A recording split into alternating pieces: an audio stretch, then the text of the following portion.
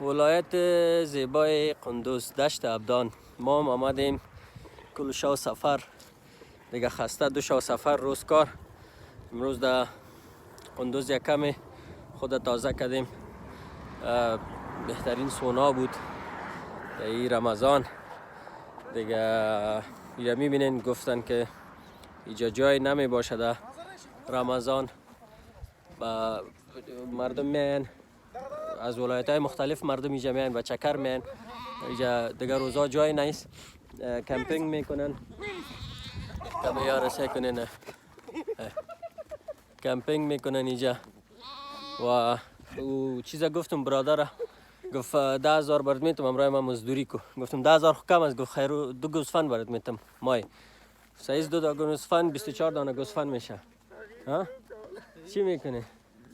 اون اوجا کامرامین شوخی را شروع کردن گوسفندکار. و جالب اگر میشه بفهمین یا میشه نفهمین، صدها و هزارها گوسفند باشه و چوچککایشان در خانه باشه، باور کنین که یا امی دستم شخ شد در امی گوسفند، امی چوچه گوسفند در این صدها گوسفند مادر خود پیدا میکنن، از صدایشان میشناسن.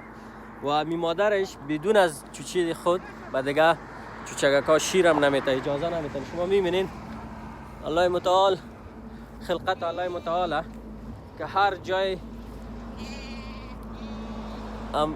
پالی مادر چی است؟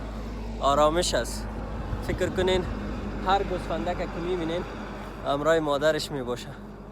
این چیچگه که فکر کنم میشه 2 روزه و 3 روزه باشه. استاد شارام باز وقت میگم اون روز یاد دوست داره. استاد شارام لیلیگک دیگه، این چیز استاد شارام است، شعار استاد شارام است. اینجا میبینین هر گوسفنده که میبینین پالی مادرش میگرده. سبحان الله، خلقت الله متعال دیگه. شما هم بیاین، امرای فامیلتان بیاین، امرای دوستایتان بیاین، دشت ابدان بیاین، چکر بزنین و از مقبولی های وطن تان استفاده کنین. و دوستایی که در افغانستان نیستن، در کشورهای دیگه هستن، میتونن از ویدیوهای ما همو تشنگی شان سیراب کنن با محبت وطن.